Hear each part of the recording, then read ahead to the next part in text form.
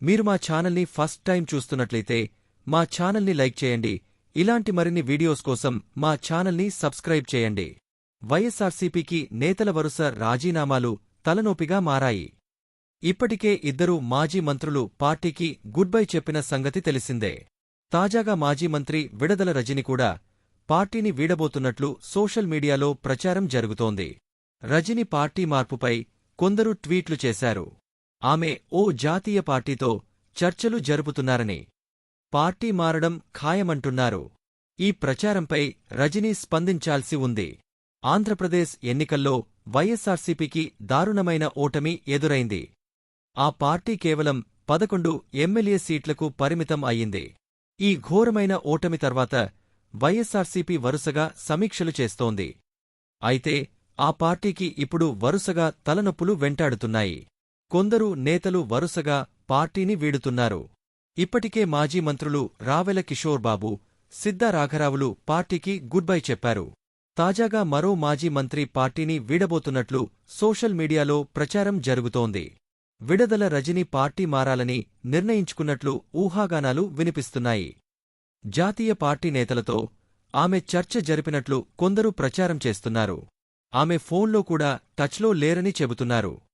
అధిష్టాన పెద్దలకు అందుబాటులో లేరని చెబుతున్నారు.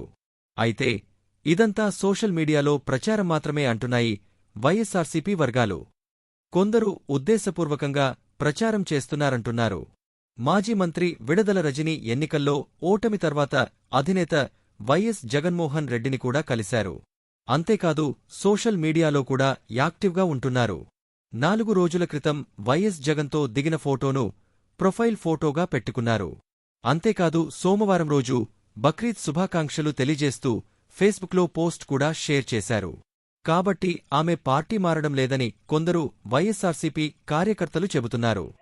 సోషల్ మీడియాలో జరుగుతున్న ప్రచారంపై విడదల రజని స్పందించాల్సి ఉంది. విడదల రజని తెలుగుదేశం పార్టీలో చేరి రాజకీయాల్లోకి అడుగుపెట్టారు. ఆ తర్వాత 2019 ఎన్నికలకు ముందు వైఎస్సార్సీపీలో చేరారు. రజనికి అనూహ్యంగా చిలకలూరిపేట టికెట్ దక్కగా ఎన్నికల్లో అక్కడి నుంచి ఎమ్మెల్యే అభ్యర్థిగా పోటీ చేసి విజయం సాధించారు. ఆ తర్వాత ఆమెకు ఏకంగా మంత్రి పదవి దక్కింది. అది కూడా కీలకమైన వైద్య ఆరోగ్య శాఖ బాధ్యతలు దక్కాయి. అయితే 2024 ఎన్నికల నాటికి వైఎస్సార్సీపీ అధిష్టానం విడదల రజనికి చిలకలూరిపేట టికెట్ నిరాకరించింది. ఆమె స్థానంలో మల్లెల రాజేష్కు అవకాశం ఇచ్చారు. మళ్లీ ఆయన్ను కూడా మార్చి కావటి శివమనోహర్ నాయుడికి చిలకలూరిపేట టికెట్ ఇచ్చారు. రజనిని సిట్టింగ్ స్థానమైన చిలకలూరిపేట నుంచి గుంటూరు పశ్చిమ నియోజకవర్గానికి మార్చారు. అక్కడి నుంచి వైఎస్సార్సీపీ అభ్యర్థిగా పోటీ చేసి టీడీపీ అభ్యర్థి గల్లా మాధవి చేతిలో 51,000 ఓట్ల తేడాతో ఓడిపోయారు. అటు చిలకలూరిపేటలో కూడా మనోహర్ నాయుడు ఓటమి పాలయ్యారు. అయితే తాజాగా విడదల రజని పార్టీ మారుతున్నట్లు ప్రచారం మొదలైంది. ఇలాంటి మరిన్ని వీడియోస్ కోసం మా ఛానల్ని సబ్స్క్రైబ్ చేయండి.